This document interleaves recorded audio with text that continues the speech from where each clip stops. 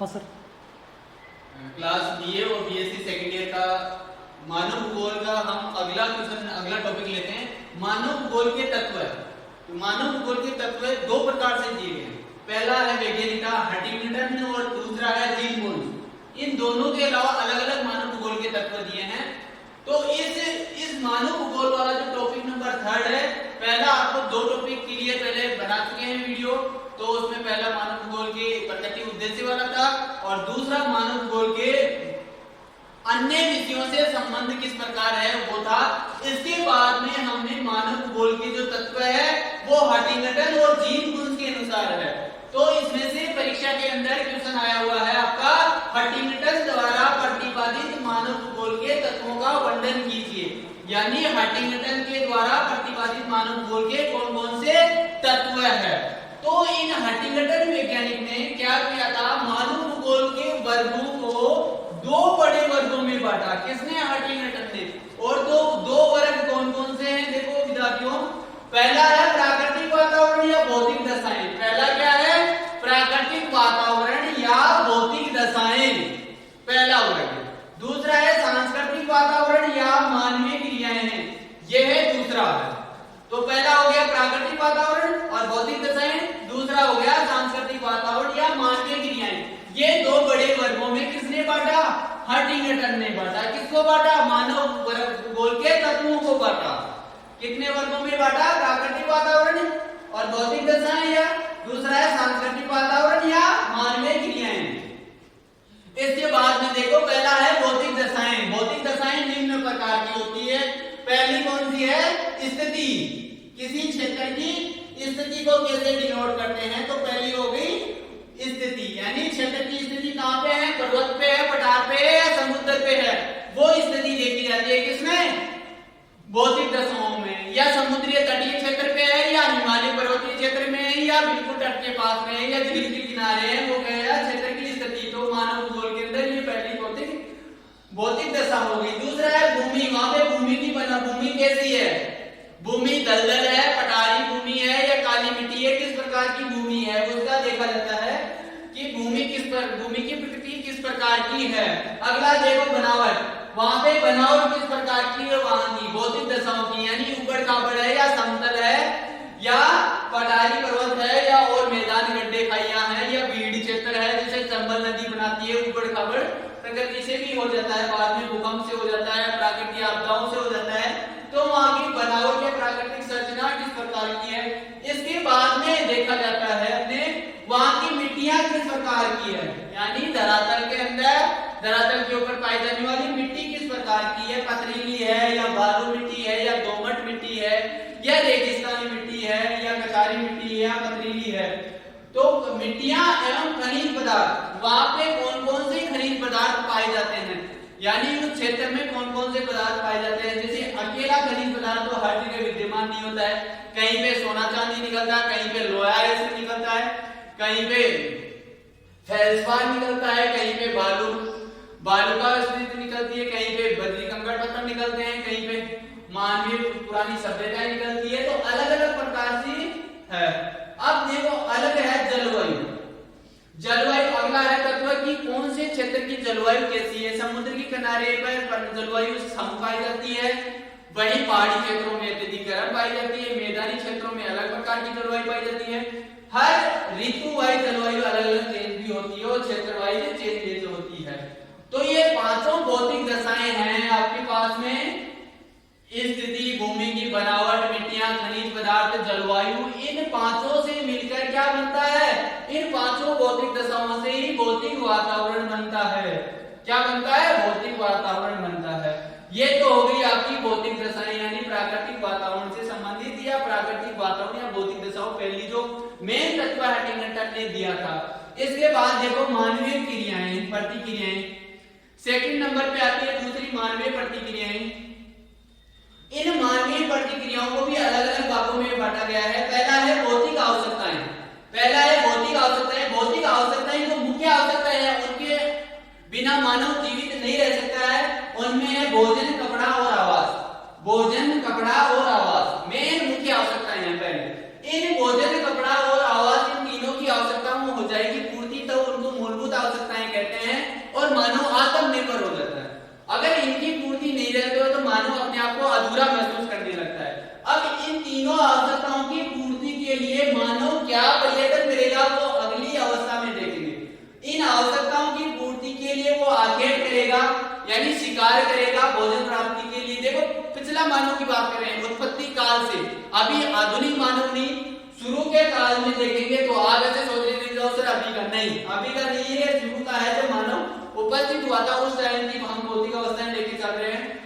तो यहाँ पे देखो मानव इन भोजन आवास कपड़ा इन मूलभूत आवश्यकताओं की पूर्ति के लिए क्या करेगा, आखेट करेगा, पशुचारण करेगा, लकड़ी काटना करेगा, वह निर्माण उद्योग करेगा, व्यापार करेगा। यानी आखेट करना, शिकार करना, पशुपालन चलाना, लकड़ी पालना, निर्माण कार्य करना, व्यापार करना आदि पर निर्भर रहेगा तो इन भौतिक आवश्यकताओं की पूर्ति हो जाएगी और इनके ऊपर निर्भर रहेगा। इसके बाद में इन भौतिक आवश्यकताओं की पूर्ति होने के बाद में मानव क्या करता है, अपनी कार्य कुशलता पर ध्यान देगा। यानी अपनी भौतिक आवश्यकताएं पूरी हो गई तो मैं आगे कुछ और कर लूं, यानी कार्य कुशलता।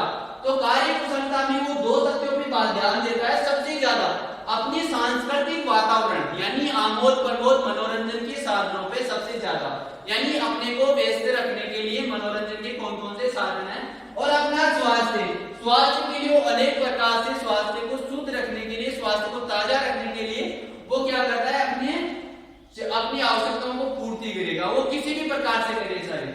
अब इसके बाद में ये आवश्यकताएं हो गई पूर्ति, पहले प्राथमिक आवश्यकताओं की पूर्ति हो गई, फिर इन आवश्यकताओं की पूर्ति के लिए क्या क्या क्रियाएं करनी पड़ी, उनकी आवश्यकता उनको पूरा कर लिया मानवीय प्रतिक्रियाएं करके। उसके बाद में उसने अपनी कार्य कुशलता पर ध्यान दिया।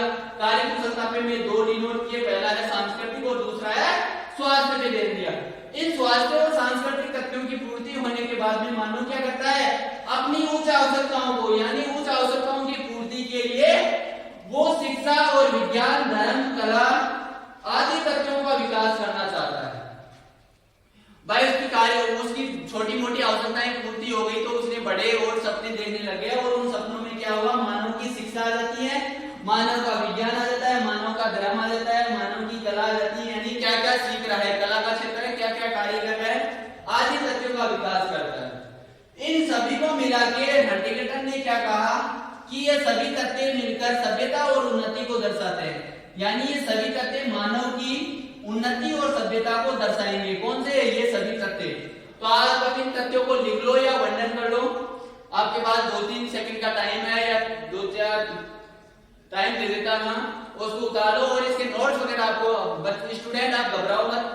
मानव भूगोल है थोड़ा सा खड़ा हार्ड, थोड़ा बहुत हल्का सा हार्ड रहता है, बट इसको समझ के चलते हैं तो इसके टॉपिक सटीक है और इसका सिलेबस छोटा रहता है। परीक्षाओं में वापस घूम फिर के वही क्वेश्चन रिपीटेशन होते हैं, ज्यादा क्वेश्चन नहीं बनते इसके अंदर। तो आप इनका साथ साथ में लिखते रहो या नोट्स बनाते रहो, या जो पीडीएफ सेंड रहेगा आपके अपने यहाँ से कॉलेज से भेजा जाएगा तो पीडीएफ में आपके रोजाना नोट्स बनाओ। सुबह शाम अपनी एजुकेशन शिक्षा को निरंतर बनाए रखो, आप कंटिन्यू घर पे भी रह के आप हल्का पढ़ाई करते रहो। और जब सामान्य हो जाएंगे, जो बीमारी आई है, जो आपातकाल बीमारी आई है, तो इसके बाद में हम जो सामान्य घटना हो जाएगी तो हम कॉलेज भी चालू कर देंगे।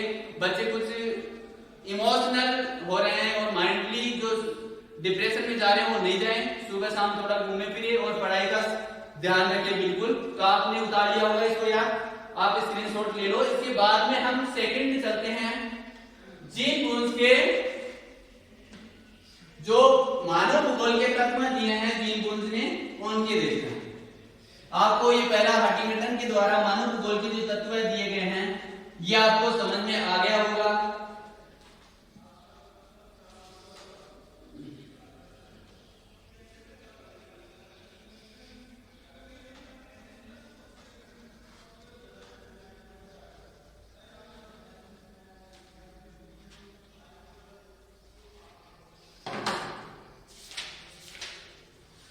अब देखो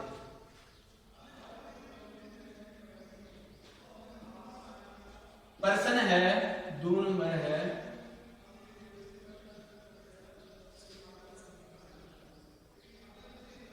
जीन बूंस के द्वारा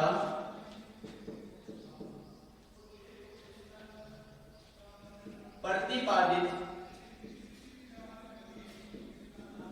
मानव भूगोल के तत्व। अब जीन पुंज ने क्या किया, मानव भूगोल को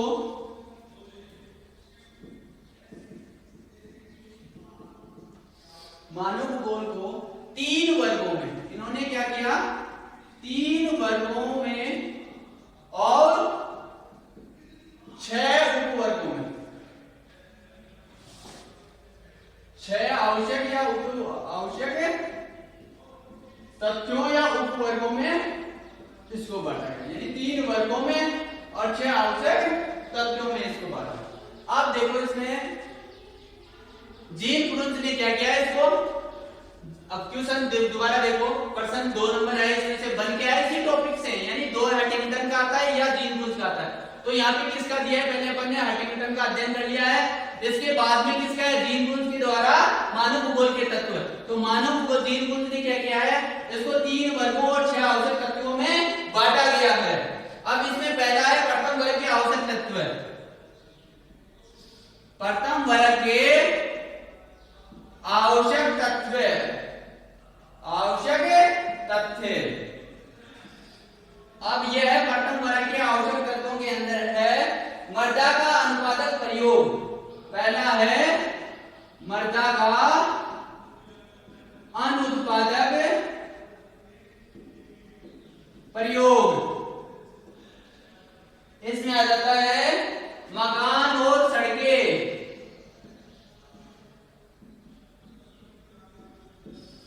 देखो पहला है प्रथम वर्ग के आवश्यक तत्व मृदा का अनुत्पादक प्रयोग, और इसके अंदर आ जाता है मकान और सड़कें। यानी मानव क्या करता है, जो मकान बना देता है और जो सड़क मार्ग बना देता है, उनमें प्रत्यक्ष कोई लाभ नहीं होता है उसको, यानी अनुत्पादक श्रेणी में आ जाता है।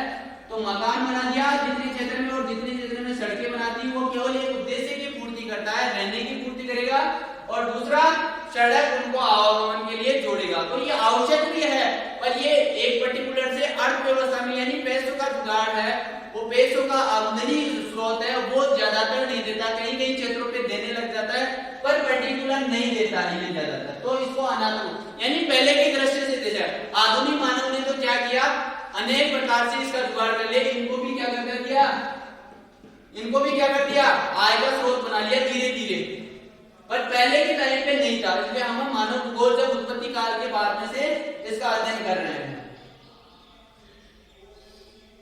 अब इसमें क्या होता है, अलग अलग प्रकार से भेद पाए जाते हैं, जैसे मकानों के भेद हो गए हैं, मकानों के भेद में सड़कों की विशेषताएं हो गई, सड़कें किस प्रकार की है, मानवीय बस्तियां किस प्रकार की है, उनकी विशेषताएं कैसी है आदि का अध्ययन किया जाता है। सघन बस्तियां हैं या विरल बस्तियां हैं, नगरीय समूह कैसा है, वहां पे राजमार्ग कैसा है, नगरीय संचार और गठबंदी किस प्रकार से है, संचार की व्यवस्थाएं किस प्रकार से है या नहीं है। तो ये सभी इस मकान और सड़कों के अंदर विस्तार से वर्णन, यानी इनके क्षेत्र में जो आने वाले क्षेत्र है उनका अध्ययन किसमें किया जाता है, प्रथम वर्ग के आवश्यक तत्वों में, यानी मृदा का अनुत्पादक के रूप में देखा जाता है। अब सेकंड हम है दूसरे वर्ग के आवश्यक तत्व लेते हैं। दूसरे वर्ग के आवश्यक तथ्य,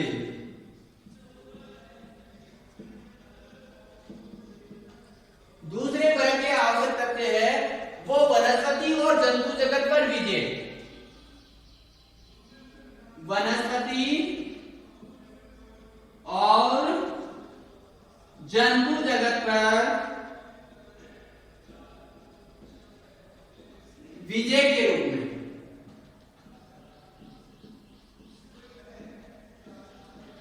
तो विजय के रूप में कौन कौन से हैं, कृषि और पशुपालन। तो क्या करेगा मानव, कृषि और पशुपालन।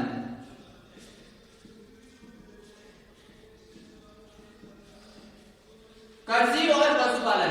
तो दूसरे वर्ग के आवश्यक तत्वों में मानव ने क्या रखा है, दूसरे वर्ग के आवश्यक तत्वों में उसने क्या रखा है, कृषि और पशुपालन। यानी प्रकृति में विजेता के रूप में मानव ने क्या किया है, कृषि कार्य किया है और पशुपालन किया है। तो इसमें जीवन निर्वाह के लिए सर्वाधिक मात्रा में क्या चाहिए उसको, कृषि कार्य और पशुपालन जरूरी है, अपनी आवश्यकताओं की पूर्ति भी हो जाएगी। इसमें क्या किया, मनुष्य ने अपना कृषिकारी जंगलों को साफ किया और उन पे कृषि कार्य करने लग गया, और पशुओं को उसने क्या किया, जंगलों के अंदर पालतू बना के और फिर उनका लालन पालन करने लग गया, और इसने वनस्पति और जंतु जगत पर विजय प्राप्त कर ली है। इसके बाद में देखो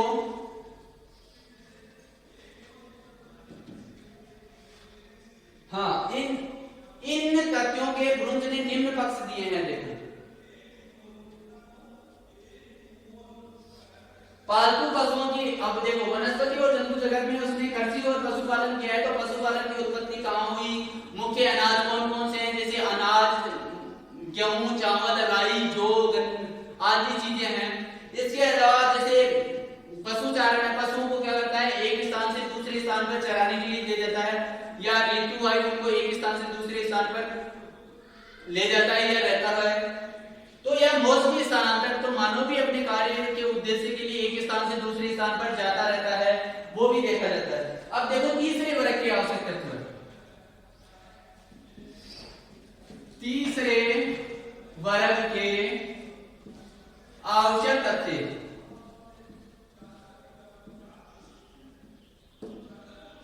तीसरे वर्ग के आवश्यक तत्वों के अंदर देखा जाता है अपने मृदा का विनाशकारी उपयोग, यानी मृदा का विनाशकारी उपयोग, मृदा का विनाशकारी उपयोग। अब इसके अंदर क्या है, खनिजों का शोषण। पहला तो क्या गया, पेड़ पौधों का विनाश,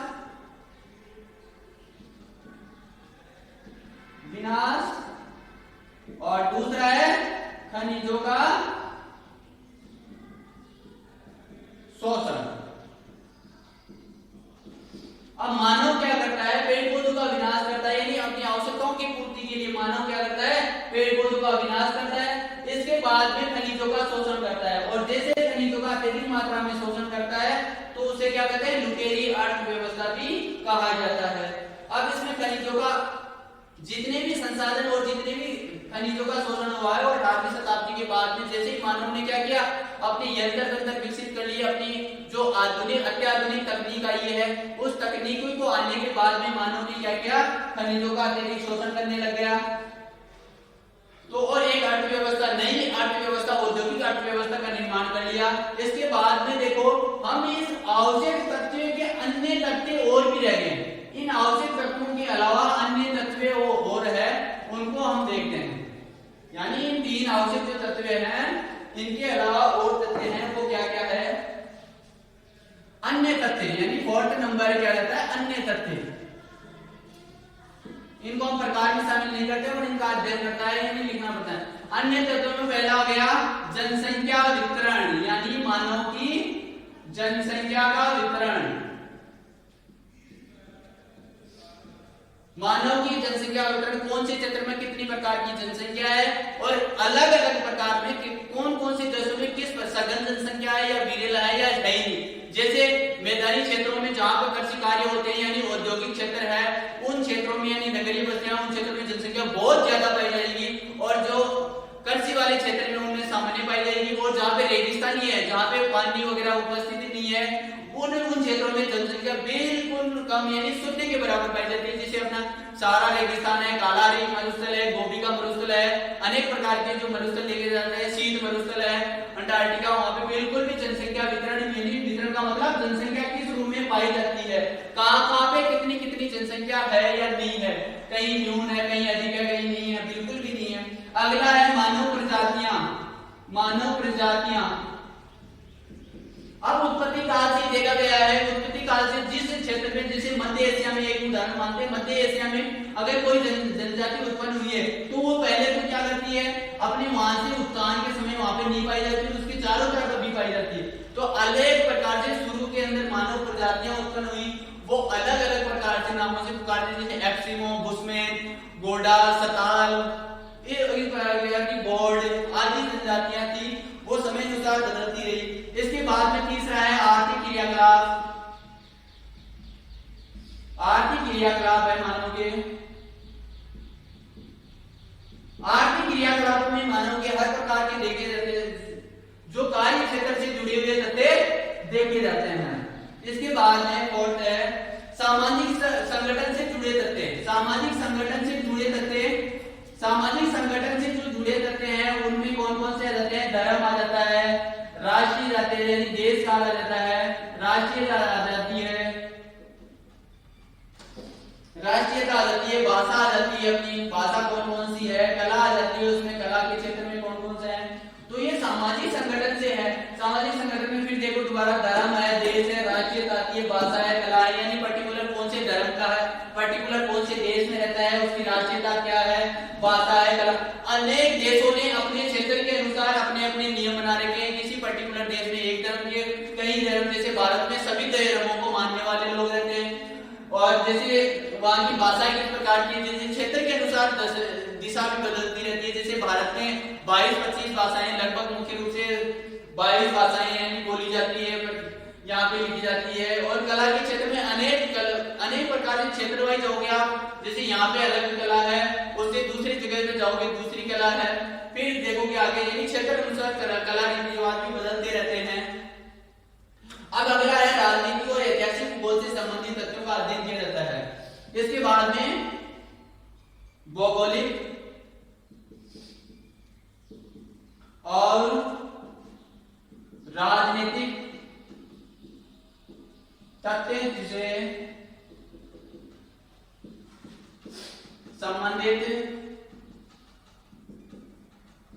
तथ्यों का वर्णन किया जाता है।